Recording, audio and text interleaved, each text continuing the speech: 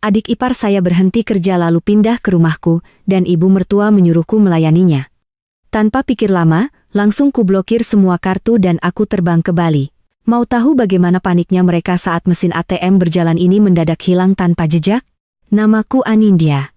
Di bawah pendar lampu neon ruang rapat lantai 30, aku adalah nakhoda. Sebagai seorang direktur pemasaran di salah satu perusahaan retail terbesar di Jakarta, kata-kataku adalah kompas. Ketika aku berdiri di depan papan tulis digital, membedah grafik penjualan yang melonjak 20%, belasan pasang mata menatapku dengan takjub dan hormat. Mereka melihat seorang perempuan berusia 32 tahun yang tangguh, bergaun blazer tak cela dengan masa depan yang berkilauan. Seringkali setelah presentasi besar yang sukses, tepuk tangan riuh menggema di ruangan itu dan CEO kami akan menjabat tanganku erat-erat sambil berkata, "Kerja bagus, Anindya. Kamu adalah aset paling berharga di perusahaan ini." Namun di balik semua penghormatan itu, ada sebuah jam pasir yang tak kasat mata di kepalaku. Begitu jarum jam bergeser ke angka 5 sore, rasa cemas yang samar mulai merayap, merusak rasa bangga yang baru saja kubangun. Tepuk tangan itu perlahan menyusut menjadi kesunyian yang mencekam saat aku melangkah menuju area parkir basement. Di sana, sebuah mobil SUV keluaran terbaru menungguku. Mobil mewah yang cicilan bulanannya sebesar 12 juta rupiah sepenuhnya ditarik dari rekening pribadiku. Perjalanan pulang menembus kemacetan Jakarta selalu menjadi masa transisi yang menyakitkan. Aku melepaskan anting-anting besarku, melonggarkan kerah blazer, dan bersiap mengubah identitas. Sialnya, kemewahan yang kuperjuangkan dengan memeras keringat dari Senin hingga Jumat sama sekali tidak memiliki arti begitu aku memutar kunci pintu apartemen kami di kawasan Jakarta Selatan. "Kamu dari mana saja, Anindya? Jam berapa ini?" "Ibu sudah menunggu obat jantungnya dari tadi siang." Kalimat sambutan itu bukan berasal dari suamiku, melainkan dari ibu mertuaku, Ibu Wati, yang sedang duduk bersila di sofa beludru ruang tengah sambil menonton televisi. Di sampingnya, suamiku, Gilang, sedang asyik bermain game di ponselnya tanpa sedikit pun mengalihkan pandangan untuk menyambut istrinya yang baru pulang kerja. "Maaf Bu. Tadi ada rapat pleno mendadak dan jalanan macet total," jawabku lirih sembari meletakkan tas kerja ratusan juta rupiah milikku di atas meja dapur dengan sembarangan. Aku bahkan belum sempat meneguk air minum ketika rasa lelah yang teramat sangat menghantam sendi-sendiku. "Alasan klasik orang kantoran," cibir Ibu Wati tanpa mengalihkan pandangan dari layar televisi. "Gilang saja yang laki-laki, jam 5 sudah sampai rumah. Kamu itu istri, Anindya. Sebesar apapun gajimu, kodratmu itu mengurus suami dan mertua.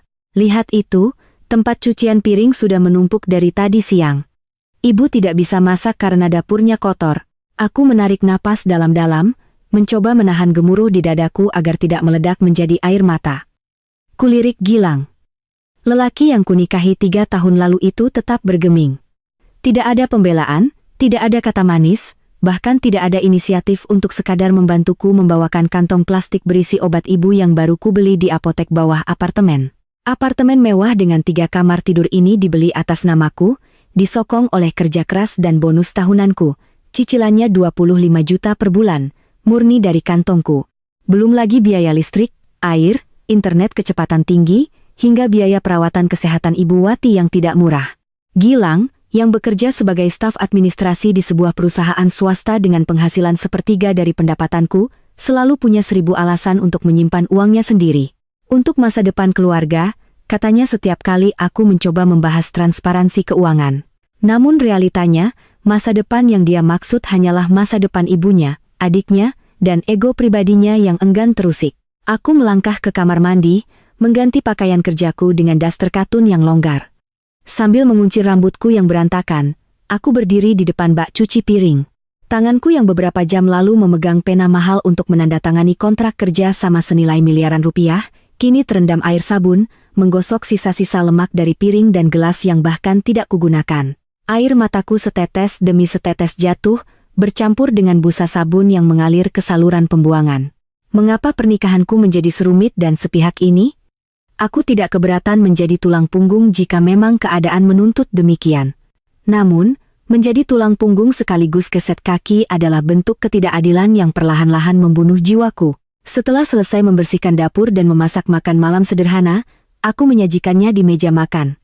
Gilang dan ibunya langsung duduk tanpa berkata terima kasih. Mereka makan dengan lahap sementara aku hanya duduk memandangi piringku sendiri, kehilangan selera makan. Anindya, panggil Gilang setelah menenggak air putihnya hingga tandas. Ini adalah kalimat pertama yang dia ucapkan kepadaku sejak aku menginjakkan kaki di rumah hari ini.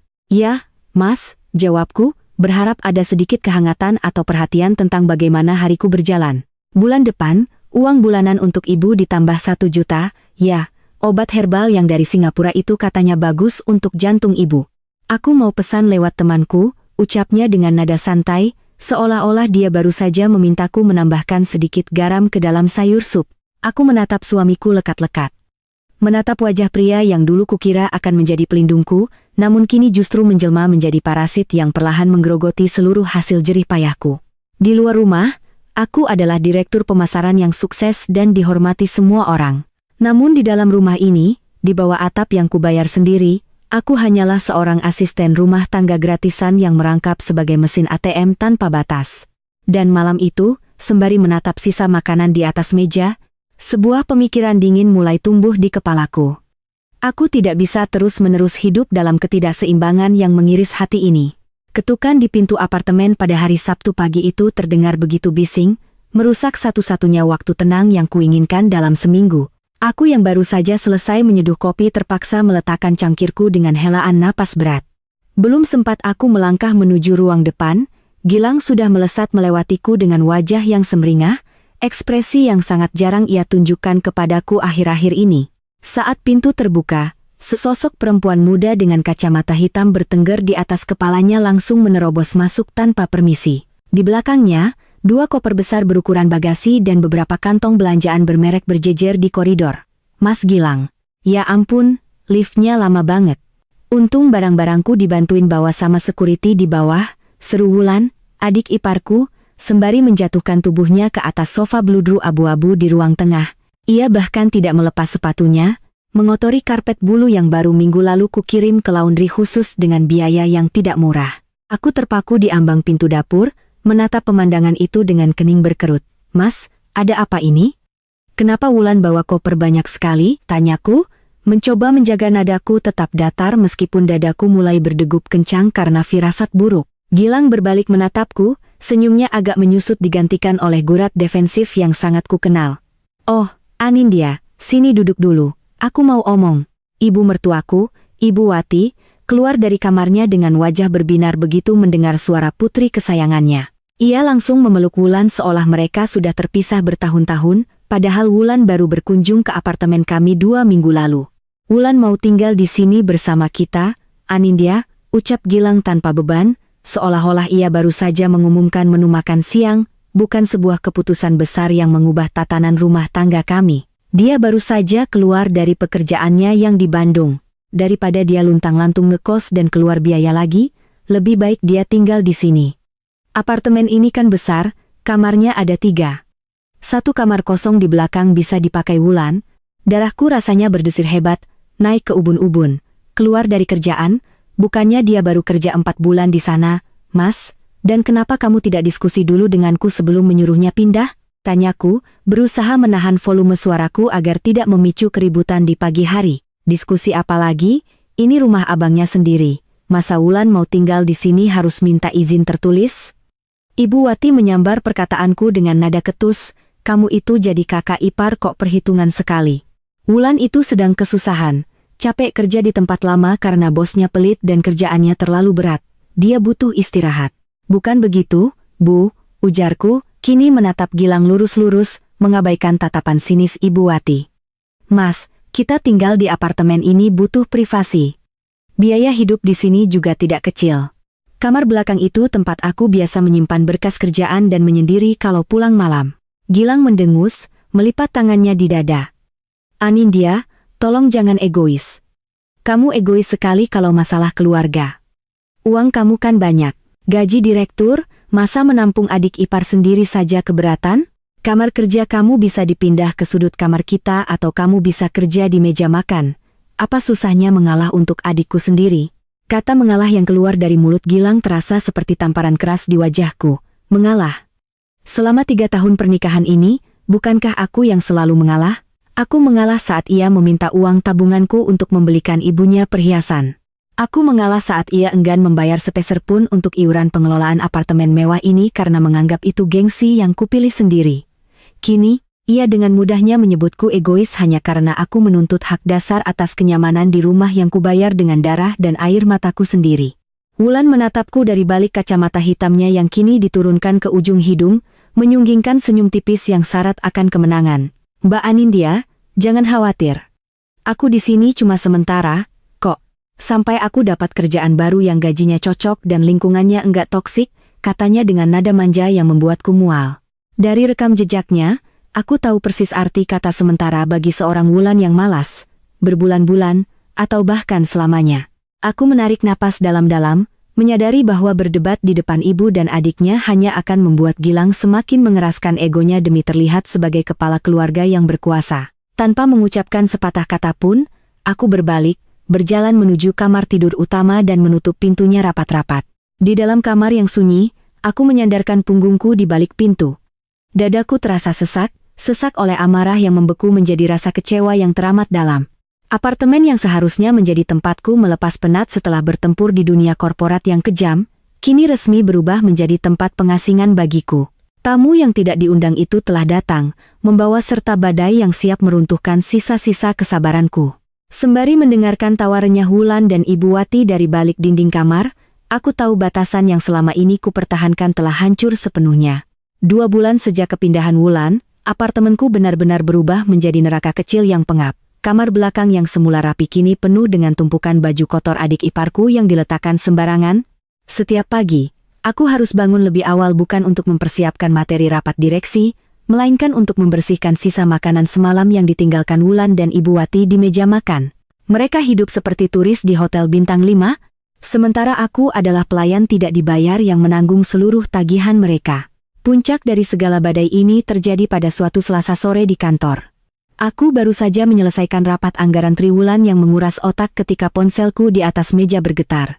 Sebuah notifikasi dari aplikasi perbankan muncul di layar, penarikan dana berhasil, Rp40.000 dari rekening bersama. Jantungku rasanya berhenti berdetak seketika. Angka itu berkedip-kedip di mataku seperti sebuah ejekan. Rekening bersama itu adalah akun yang kami buat di awal pernikahan, semula diniatkan untuk dana darurat atau DP rumah tapak di masa depan. Namun, karena penghasilan Gilang yang pas-pasan, hampir 90% dari saldo di dalamnya bersumber dari bonus tahunanku yang sengaja kusisihkan. Gilang hanya mengisi beberapa ratus ribu jika ia sedang ingat. Dengan tangan gemetar, aku mencoba menghubungi Gilang, panggilanku dialihkan. Aku mengirim pesan singkat, hanya dibalas dengan satu kalimat datar beberapa menit kemudian, nanti Mas jelaskan di rumah, lagi tanggung ada kerjaan. Rasa cemas dan amarah bercampur aduk membuat fokus kerjaku buyar sepenuhnya. Untuk menenangkan diri, aku membuka aplikasi Instagram, sekadar mencari pengalih perhatian. Namun, algoritma media sosial seolah sengaja ingin menelanjangiku hari itu. Di kolom pencarian, sebuah unggahan video pendek dari akun Wulan muncul di baris teratas. Dalam video itu, Wulan sedang berputar-putar dengan gaun musim panas yang baru, berlatar belakang sebuah beach club mewah yang sedang naik daun di Seminyak, Bali. Di tangannya, ada segelas koktail mahal dan senyumnya merekah lebar. Keterangan foto di bawahnya tertulis, healing sejenak dari penatnya Jakarta. Thank you buat Mas terbaik sedunia, Mas Gilang, yang udah sponsori semua liburan mewah ini. Love you to the moon and back. Darahku mendidih hingga ke ubun-ubun. Rasa pening yang hebat langsung menyerang kepalaku. 40 juta rupiah dari keringatku, yang kukumpulkan dengan lembur hingga tengah malam dan mengorbankan waktu tidur, dipakai oleh suamiku untuk membiayai pelarian mewah adiknya yang pemalas. Sementara di rumah, aku bahkan harus berpikir 2 kali untuk membeli tas baru demi menghemat pengeluaran rumah tangga yang kian membengkak. Malam itu, aku pulang dengan dada yang bergemuruh. Begitu aku melangkah masuk ke apartemen, suasana terasa berbeda. Ibu Wati sedang duduk di ruang tengah, wajahnya tampak muram dan sengaja dibuat lesu. Di sampingnya, Gilang duduk dengan melipat tangan, menungguku dengan ekspresi defensif. Mas, maksudnya apa ini? Aku langsung melemparkan ponselku ke atas meja, menampilkan mutasi rekening dan unggahan Instagram Wulan. Kamu ambil uang 40 juta dari rekening bersama tanpa izin aku, cuma buat membiayai Wulan foya-foya ke Bali? Kamu sadar tidak? Itu sebagian besar uang aku. Anindya, jaga bicaramu, jangan berteriak di depan ibu. Gilang berdiri, mencoba mengintimidasi dengan suaranya yang ditinggikan.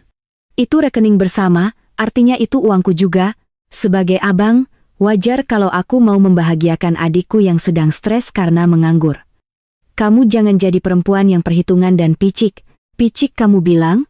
Suaraku bergetar menahan tangis yang hampir pecah. Wulan menganggur karena dia malas, Mas, dan kamu memanjakan dia pakai uangku. Sementara semua cicilan apartemen ini, mobil, bahkan obat-obatan ibu, aku yang bayar sendiri. Sebelum Gilang sempat membalas, Ibu Wati tiba-tiba terbatuk-batuk dengan keras, memegangi dadanya dramatis. Astaga, Gilang. Ibu tidak tahan lagi tinggal di sini kalau istrimu terus-menerus mengungkit setiap rupiah yang kami pakai. Ibu ini mertuanya, tapi diperlakukan seperti pengemis. Lebih baik ibu tinggal di sini selamanya saja, biar ibu bisa mengawasi pengeluaran rumah ini agar istrimu tidak semena-mena lagi pada anak-anakku. Mendengar tuntutan ibu mertuaku yang despotik itu, aku tertegun. Alih-alih merasa bersalah atas kelakuan putrinya, ia justru menuntut untuk menetap permanen dan dilayani layaknya ratu di rumahku sendiri. Aku menatap Gilang, berharap ada secercah akal sehat di matanya. Namun, ia justru merangkul ibunya dan menatapku dengan pandangan penuh permusuhan. Kamu dengar sendiri, Anindya. Mulai besok, ibu akan tinggal di sini menetap. Dan urusan uang itu tidak usah kamu bahas lagi. Anggap saja itu baktimu pada keluarga suamimu. Di detik itu, sesuatu di dalam diriku patah. Rasa sedih dan kecewa yang selama ini menyelimutiku menguap, berganti menjadi sebuah ruang kosong yang dingin dan beku. Aku tidak menangis lagi. Sambil menatap dua orang di depanku yang merasa berhak atas setiap tetes keringatku, aku tersenyum tipis di dalam hati. Mereka mengira aku adalah mesin ATM yang bisa diperas selamanya. Mereka lupa bahwa mesin ATM pun bisa ditarik layanannya kapan saja jika pemiliknya menghendaki. Permainan mereka baru saja dimulai, dan aku memastikan, akulah yang akan menulis aturan main berikutnya. Malam setelah keributan itu, aku tidak bisa memejamkan mata sedikitpun. Di sampingku, Gilang mendengkur halus, tidur dengan nyenyak, seolah-olah dia baru saja menyelesaikan tugas suci sebagai pahlawan keluarga. Aku menatap langit-langit kamar yang gelap, mendengarkan detak jam dinding yang terasa seperti hitung mundur. Air mataku sudah mengering sejak sore tadi, digantikan oleh sebongkah tekad yang dingin dan kokoh. Aku sudah selesai dengan tangisan, selesai menjadi korban yang pasrah. Keesokan paginya, aku sengaja berangkat ke kantor lebih awal, bahkan sebelum matahari sepenuhnya terbit. Di dalam mobil, aku menelepon layanan pelanggan bank tempatku menyimpan seluruh aset pribadi. Dengan suara tenang dan lugas, aku meminta pemindahan seluruh sisa saldo dari rekening bersama ke rekening baru atas namaku sendiri, yang tidak memiliki akses kartu tambahan. Rekening bersama itu kini resmi kukosongkan, hanya kusisakan uang sebesar 3 juta rupiah. Angka yang menurutku lebih dari cukup jika Gilang benar-benar merasa dirinya adalah seorang kepala keluarga yang berpenghasilan. Tidak berhenti di situ. Aku juga menghubungi pihak penerbit kartu kredit. Kartu kredit tambahan yang selama ini dipegang Gilang dan sering ia gunakan untuk membelikan baju baru untuk ibunya atau traktiran teman-temannya, resmi kublokir detik itu juga. Saat pihak bank mengonfirmasi penutupan akun tersebut, aku merasakan sebuah beban berat perlahan terangkat dari pundakku. Begitu tiba di kantor, sebuah kesempatan emas bagai jatuh dari langit.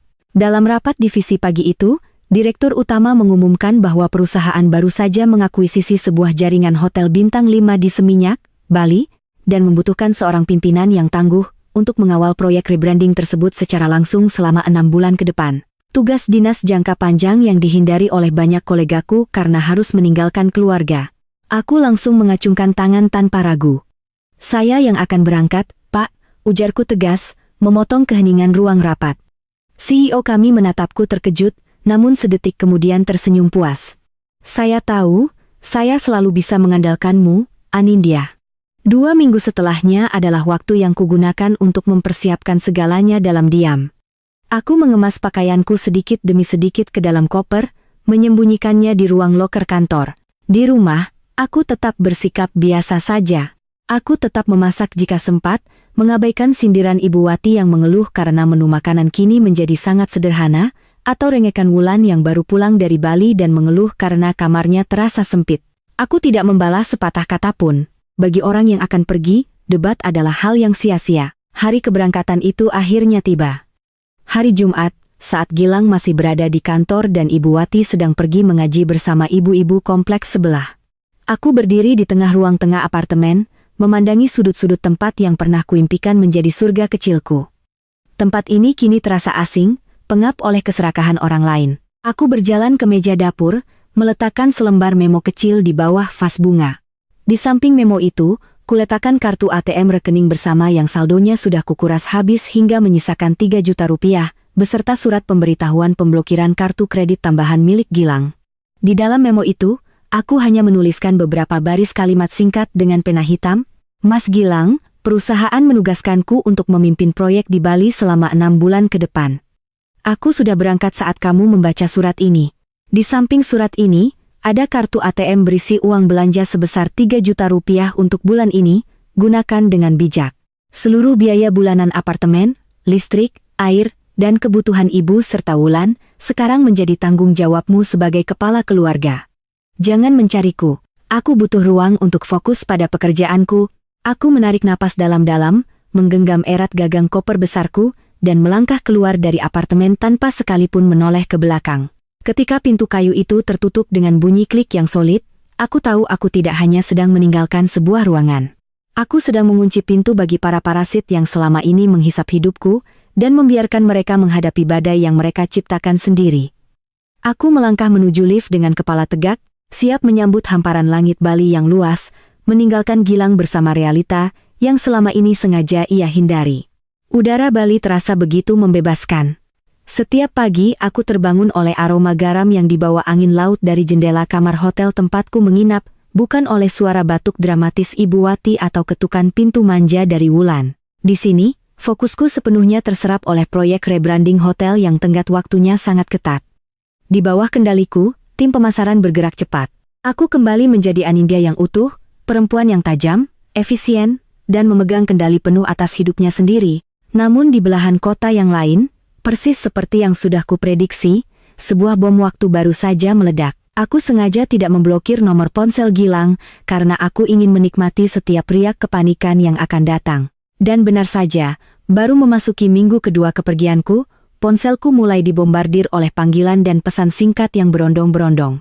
Aku sengaja mengabaikan sebagian besar panggilan itu, hanya membaca pesan-pesannya di sela-sela waktu makan siang dengan senyum tipis yang dingin. Anindya, kamu gila, ya? Kenapa tabungan bersama cuma sisa 3 juta? Mana uang yang lain? Anindya, kartu kreditku kenapa tidak bisa digunakan? Aku malu sekali di depan kasir supermarket. Belanjaan ibu terpaksa ditinggal semua. Pulang kamu, Anindya. Ini rumah berantakan sekali. Wulan tidak mau menyapu. Ibu juga mengeluh badannya sakit semua karena tidak ada yang memasak. Aku bisa membayangkan dengan sangat jelas bagaimana rupa apartemen mewahku saat ini. Tanpa kehadiranku yang biasa membersihkan segalanya sebelum berangkat kerja, tempat itu pasti sudah seperti kapal pecah. Piring-piring kotor akan menumpuk di bak cuci hingga berbau, baju-baju mahal Wulan akan berserakan di lantai, dan sampah akan meluap di sudut dapur. Selama ini, mereka menganggap kenyamanan dan kebersihan rumah itu terjadi secara ajaib dengan sendirinya, seolah-olah daster yang kupakai setiap malam memiliki kekuatan sihir untuk membereskan segalanya tanpa tenaga.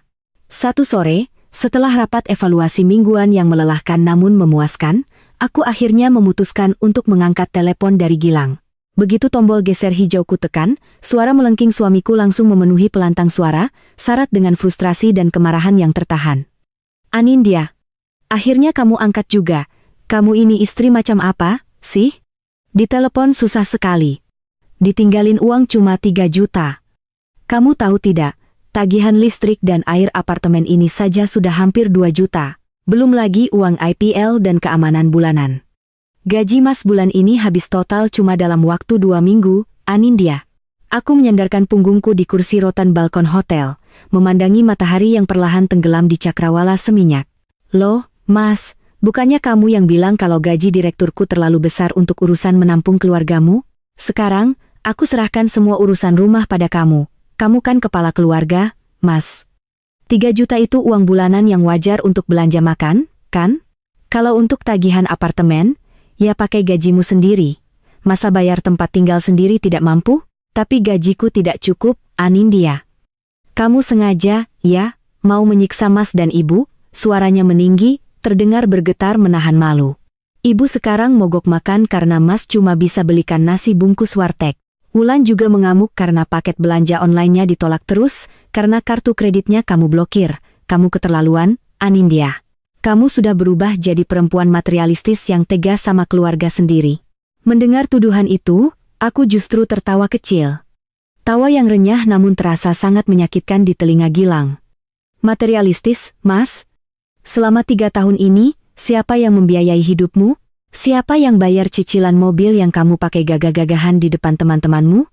Siapa yang bayar obat herbal ibu yang harganya jutaan itu? Aku, Mas. Dan sekarang, saat aku meminta kamu menjalankan peranmu yang sebenarnya, kamu menyebutku tega. Anindya, dengar. Selamat menikmati realita kehidupan pernikahan yang sebenarnya, Mas Gilang, potongku dengan nada suara yang teramat tenang namun dingin. Selama ini, kamu hidup di atas awan karena aku yang menggendongmu. Sekarang, silakan berdiri di atas kakimu sendiri. Jaga ibu dan adik kesayanganmu baik-baik, ya. Sebelum ia sempat membalas, aku langsung mematikan sambungan telepon. Aku meletakkan ponsel itu di atas meja, lalu menghirup napas dalam-dalam. Angin malam Bali mulai berembus, terasa sejuk menyentuh kulitku. Di dalam kegelapan yang perlahan turun, aku tahu bahwa ini baru permulaan dari pelajaran ekonomi yang sesungguhnya untuk Gilang. Mereka yang terbiasa hidup mewah dari keringat orang lain harus belajar merasakan bagaimana rasanya tercekik oleh tagihan yang mereka ciptakan sendiri. 1 bulan berlalu, dan dari kejauhan, aku bisa menyaksikan bagaimana benteng kesombongan yang dibangun Gilang dan keluarganya perlahan-lahan runtuh. Informasi tidak hanya datang dari pesan-pesan singkat Gilang yang nadanya kini berubah dari kemarahan menjadi rintihan frustrasi, melainkan juga dari laporan berkala Mbak Ratih, tetangga apartemen sebelah yang juga sahabat dekatku. Lewat pesan suara, Mbak Ratih sering terkikik geli menceritakan drama yang terdengar hingga ke koridor luar. Anindya, kamu tahu tidak, kemarin sore aku lihat suamimu digedor-gedor petugas manajemen apartemen di depan lift, gara-gara tagihan IPL belum dibayar 2 bulan, jaminan parkir mobilnya mau dicabut, mukanya merah padam. Aslinya kasihan, tapi ya lucu juga, cerita Mbak Ratih. Aku hanya tersenyum membacanya. Di Bali, prestasiku justru sedang berada di puncak.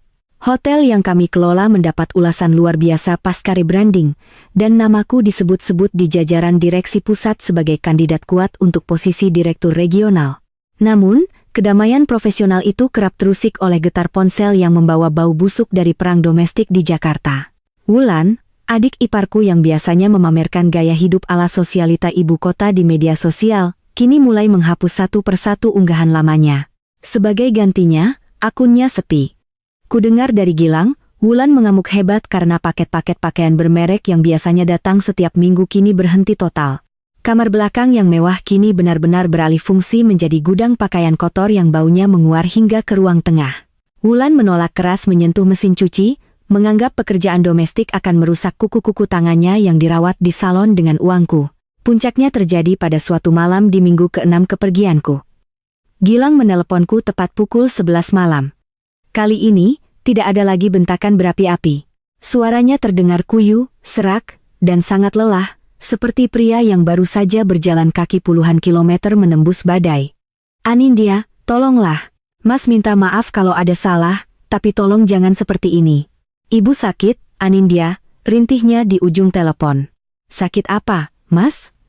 Bukannya jatah obat herbal dari Singapura sudah kubelikan sebelum aku berangkat? Tanyaku datar, sembari membolak-balik berkas laporan keuangan hotel di atas tempat tidurku. Obatnya habis, Anindya. Dan Mas tidak punya uang lagi untuk beli gelombang berikutnya. Bulan ini, Mas harus bayar cicilan mobil, bayar listrik yang hampir diputus, belum lagi Wulan minta uang untuk bayar utang kartu kreditnya yang menunggak. Gaji Mas bulan ini benar-benar minus. Mas sampai harus pinjam uang ke teman kantor untuk beli beras. Suara Gilang terdengar bergetar, seolah ia berada di ambang kehancuran emosional. Ibu mengeluh dadanya sesak karena stres melihat rumah sekotor ini. Wulan dan ibu bertengkar setiap hari karena tidak ada yang mau mengalah untuk masak dan bersih-bersih. Tolong kirim uang, Anindya. Mas minta 10 juta saja dulu untuk bawa ibu ke dokter spesialis. Aku menghentikan gerakan tanganku pada kertas laporan. Rasa iba sempat terbersit selama 1 detik, namun segera terkikis habis oleh ingatan saat Ibu Wati mencelaku di meja makan dan saat Gilang menuduhku picik ketika menguras 40 juta untuk liburan Wulan. Mas, kamu itu seorang anak dan seorang abang. Tapi yang paling utama, kamu itu suami yang punya tanggung jawab. Kenapa setiap ada masalah keuangan solusinya selalu memeras aku? Kemana perginya uang 40 juta yang kamu ambil diam-diam dari rekening bersama bulan lalu? Harusnya uang itu cukup untuk hidup mewah 3 bulan kalau kalian tidak serakah, ujarku dengan nada yang teramat dingin. Uang itu sudah habis dipakai Wulan di Bali, Anindya. Kamu kan tahu sendiri gaya hidup adikku bagaimana, jawab Gilang dengan nada membela diri yang sangat lemah. Mas sekarang pusing, stres sekali. Di kantor, Mas tidak bisa fokus kerja karena memikirkan rumah yang hancur. Ibu setiap jam menelepon sambil menangis, menuduh Mas anak durhaka karena tidak bisa membelikan makanan yang layak. Mas tidak kuat lagi, Anindya. Kalau tidak kuat, cari solusinya sendiri, Mas.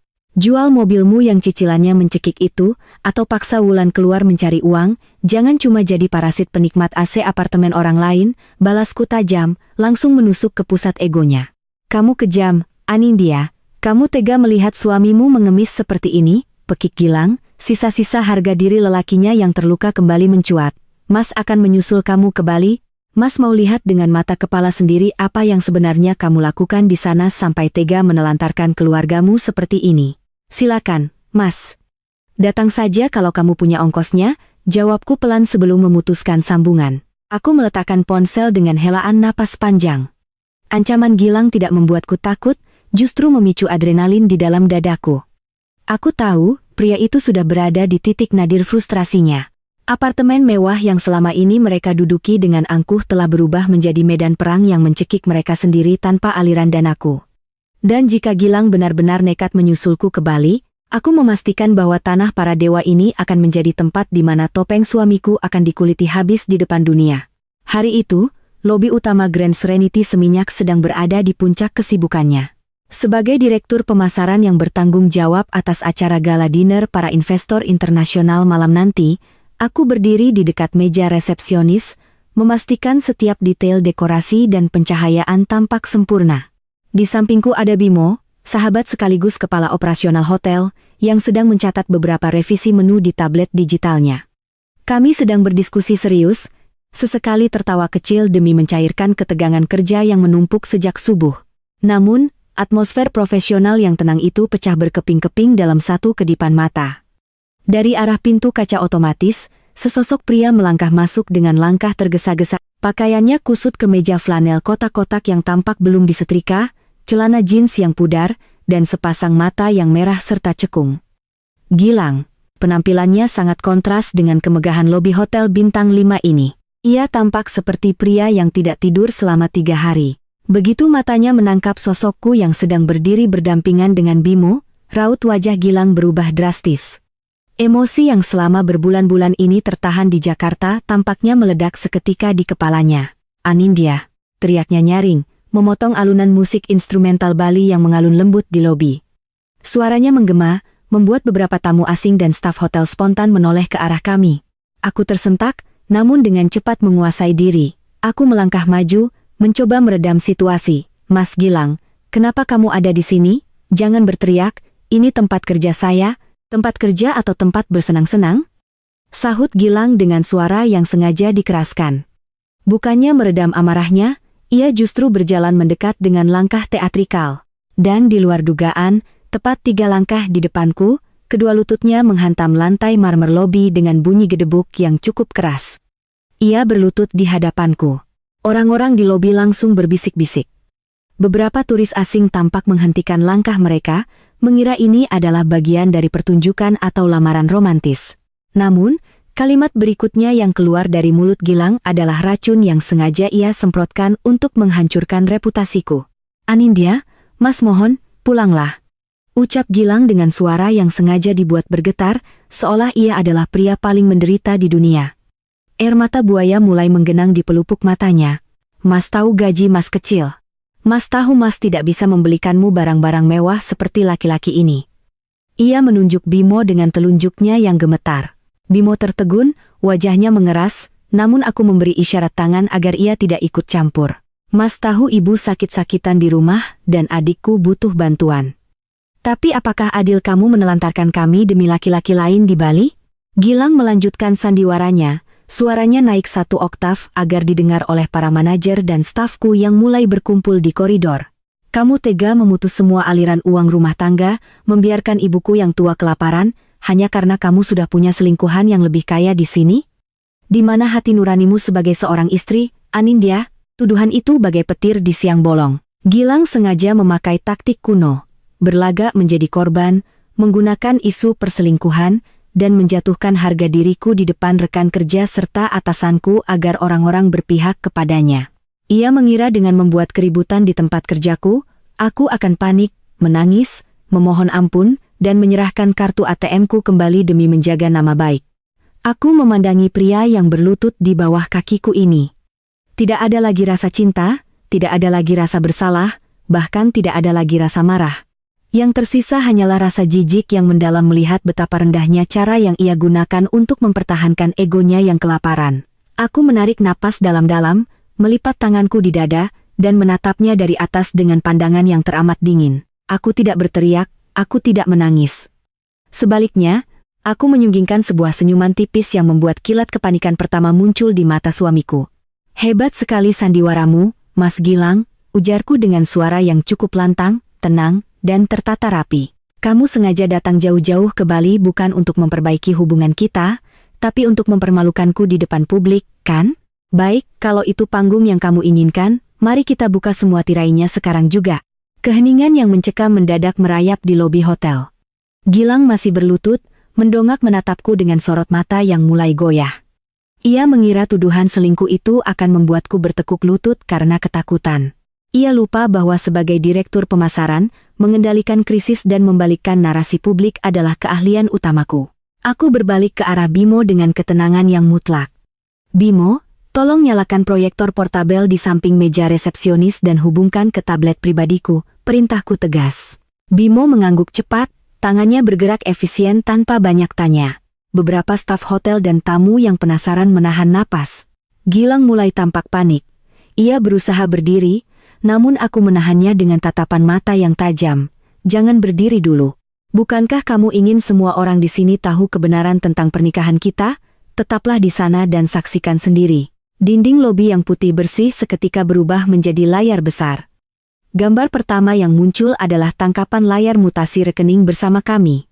Pria yang sedang berlutut dan berakting sebagai korban ini, ujarku lantang, memastikan setiap staf, manajer, dan beberapa petinggi hotel yang mulai berdatangan mendengar suaraku dengan jelas, adalah suamiku, Gilang. Dia menuduhku menelantarkan keluarganya. Tapi mari kita lihat faktanya. Ini adalah mutasi rekening bersama kami bulan lalu. Ada penarikan sepihak sebesar 40 juta rupiah yang dilakukan oleh Gilang. Aku menggeser layar tabletku. Gambar berganti menjadi tangkapan layar akun Instagram Wulan yang sedang berpesta di Bali. Uang 40 juta itu bukan untuk mengobati ibunya yang sakit, melainkan untuk membiayai liburan mewah adiknya yang pengangguran dan malas di Bali. Uang itu murni dari bonus kerjaku, karena kontribusi Gilang di rekening ini tidak sampai 10%, lanjutku. Desas-desus langsung terdengar di antara para penonton. Tatapan simpati yang tadinya tertuju pada Gilang kini berubah menjadi pandangan menghina. Wajah Gilang memucat seketika, berubah dari merah padam menjadi seputih kertas. Anindya, matikan itu. Jangan keterlaluan kamu. Desisnya, mencoba meraih tablet di tanganku. Aku melangkah mundur, menghindari tangannya, lalu menampilkan dokumen berikutnya, rincian seluruh tagihan apartemen mewah, cicilan mobil Gilang, hingga kwitansi obat Ibu Wati selama 3 tahun terakhir.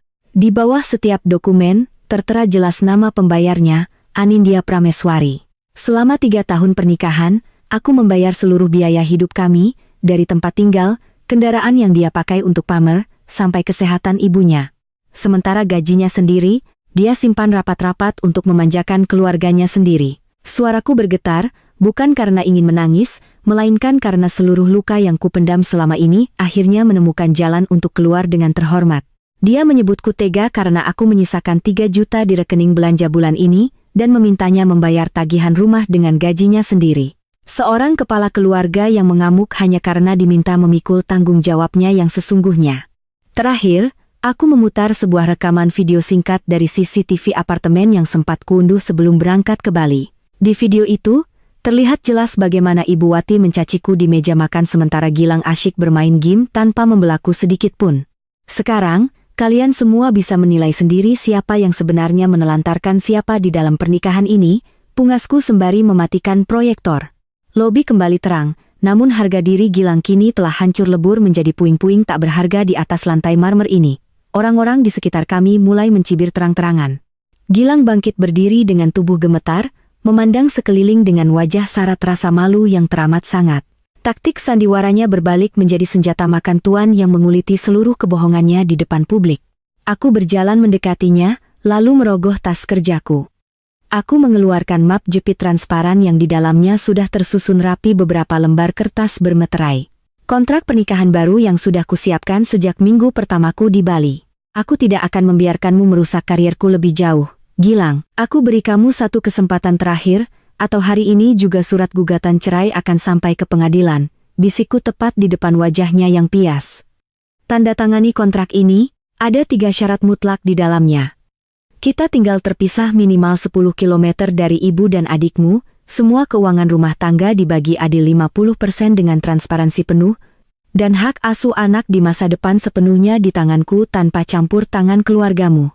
Gilang menatap kertas di tangannya, lalu menatapku dengan sisa-sisa ketakutan yang mendalam.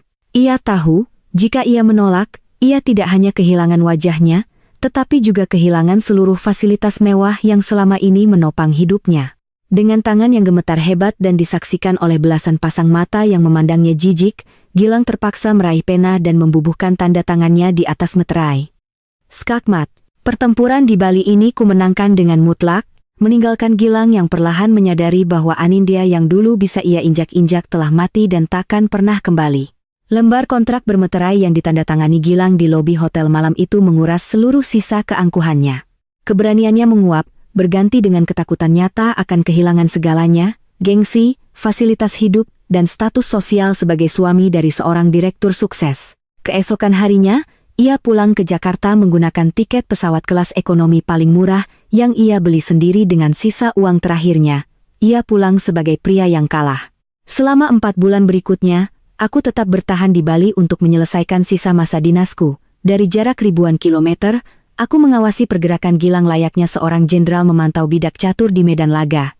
Perubahan itu akhirnya terjadi, meski aku tahu persis perubahan itu lahir dari rasa takut dan keterpaksaan, bukan dari kesadaran hati yang tulus. Melalui laporan Mbak Ratih serta mutasi rekening yang kini wajib ia laporkan setiap akhir pekan, aku melihat bagaimana pelajaran ekonomi yang kurancang mulai membuahkan hasil. Gilang terpaksa menyewa sebuah rumah kontrakan kecil sederhana yang jaraknya persis 11 km dari apartemen kami. Di sana, ia menempatkan Ibu Wati dan Wulan. Anindya, Mas sudah pindahkan Ibu dan Wulan ke kontrakan baru, ujar Gilang suatu malam melalui panggilan video. Wajahnya tampak tirus, kantung matanya menghitam, dan ia tidak lagi memegang ponsel mahal keluaran terbaru. Ponselnya sudah diganti dengan tipe lama, kemungkinan besar karena yang lama telah dijual untuk menutup utang bulanan. Mas juga sudah potong uang jajan Wulan. Dia sekarang kerja, Anindya. Mas yang maksa. Aku menaikkan sebelah alisku, menatapnya dari layar ponsel dengan ekspresi datar. Kerja di mana, Mas? Jadi kasir di minimarket dekat kontrakan. Gajinya memang tidak seberapa, tapi setidaknya dia tahu rasa capeknya mencari uang, jadi dia tidak bisa lagi mengamuk minta baju baru setiap minggu, jawab Gilang dengan nada suara yang terdengar pasrah dan memelas, seolah-olah ia sedang memamerkan sebuah prestasi besar di hadapan atasannya. Bukan hanya Wulan yang berubah, Gilang sendiri kini harus membiasakan diri hidup prihatin. Karena aku hanya mengirimkan bagian 50%ku untuk biaya kebersihan dan perawatan apartemen itu pun langsung kukirim ke rekening pihak manajemen. Gilang harus memutar otak dengan gajinya yang kecil untuk membiayai hidupnya sendiri di Jakarta. Mobil SUV mewahnya kini lebih sering terparkir di basement. Ia beralih menggunakan transportasi umum demi menghemat uang bensin dan tol. Di beberapa kesempatan, pameran foto yang dikirimkan Mbak Ratih bahkan memperlihatkan Gilang sedang menyapu balkon apartemen sendiri pada hari Minggu pagi, dengan kaos oblong yang tampak kusam.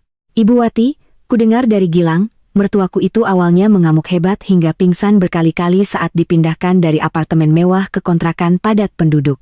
Namun, karena Gilang tidak lagi memiliki akses ke kartu kreditku untuk memanjakannya, drama-drama itu perlahan mereda dengan sendirinya ketika dihadapkan pada kenyataan bahwa tidak ada lagi pelayan yang akan membujuknya dengan makanan mahal. Melihat semua perubahan itu melalui layar kaca, ada secercah rasa hangat yang sempat melintas di hatiku. Sifat manusiawi sebagai seorang istri sesekali berbisik, apakah dia benar-benar sudah sadar? Apakah pernikahanku masih bisa diselamatkan? Ada harapan kecil yang mulai tumbuh, membayangkan bahwa mungkin setelah badai ini reda, kami bisa memulai semuanya dari awal lagi dengan fondasi yang sehat dan saling menghargai. Namun, di balik harapan kecil itu, akal sehatku yang telah ditempa oleh kerasnya dunia korporat tetap memasang alarm waspada. Aku tahu betul karakter yang terbentuk dari bertahun-tahun rasa manja dan egois tidak akan bisa luntur hanya dalam hitungan bulan karena sebuah paksaan hukum.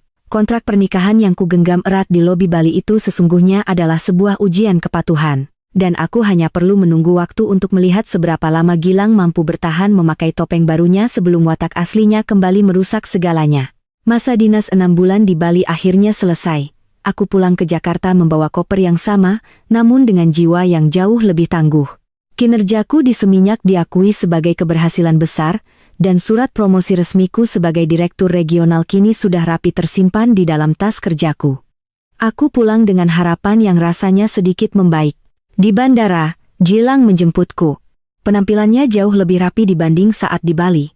Senyumnya canggung, namun tampak berusaha keras untuk menyenangkan hatiku. Hari-hari pertama di Jakarta berjalan sesuai dengan isi kontrak. Kami tinggal berdua di apartemen tanpa bayang-bayang Ibu Wati maupun Wulan. Gilang juga mulai terbiasa mencuci piringnya sendiri setelah makan malam. Aku sempat berpikir bahwa badai ini benar-benar telah berlalu dan membawa pelangi yang baru. Namun, ketenangan itu rupanya hanyalah keheningan sesaat sebelum badai yang sesungguhnya menghantam. Pada minggu ketiga kepulanganku, sebuah panggilan darurat memecah malam kami yang tenang. Ponsel Gilang berdering nyaring pada pukul 2 dini hari. Itu dari Wulan, yang berteriak histeris di seberang telepon sembari menangis terseduh-seduh.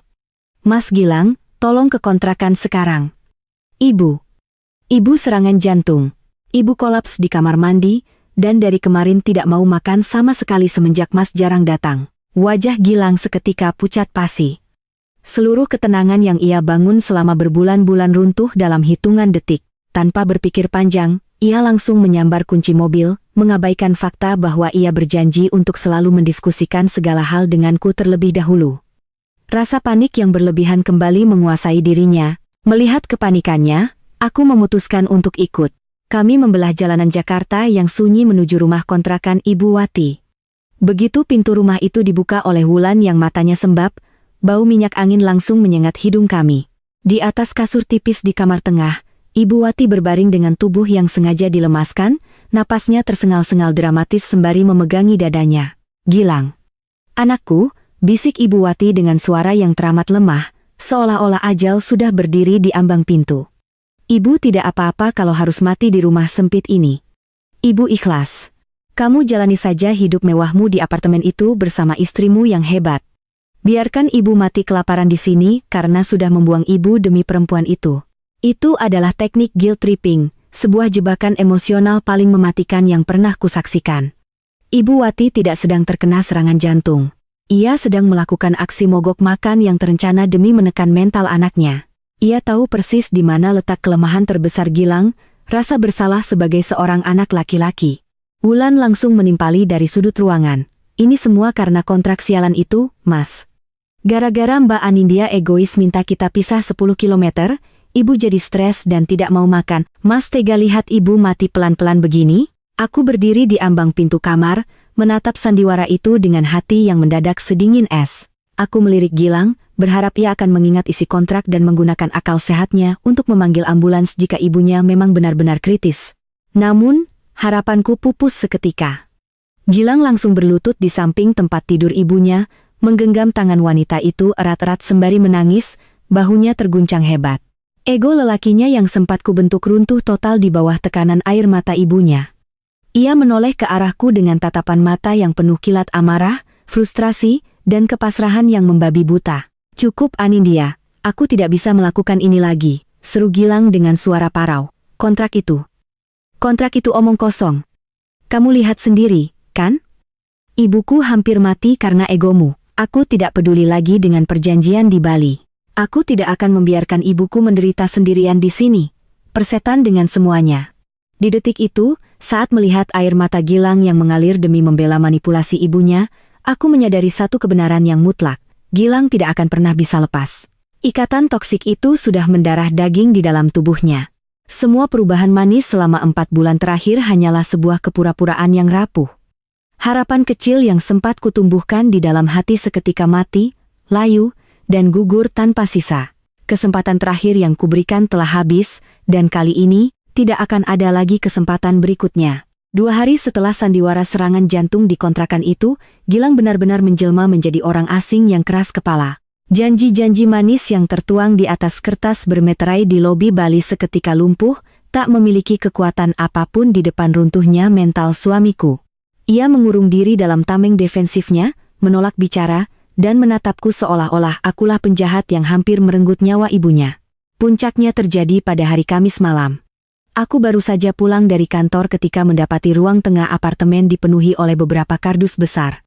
Gilang sedang sibuk memasukkan baju-baju kerjanya, sepatu, hingga beberapa buku miliknya ke dalam kotak-kotak tersebut dengan gerakan yang kasar dan tergesa-gesa. "Mas, apa-apaan ini?" tanyaku sembari meletakkan tas kerja di atas meja. Suaraku teramat tenang, kontras dengan suasana hatinya yang tampak meledak-ledak.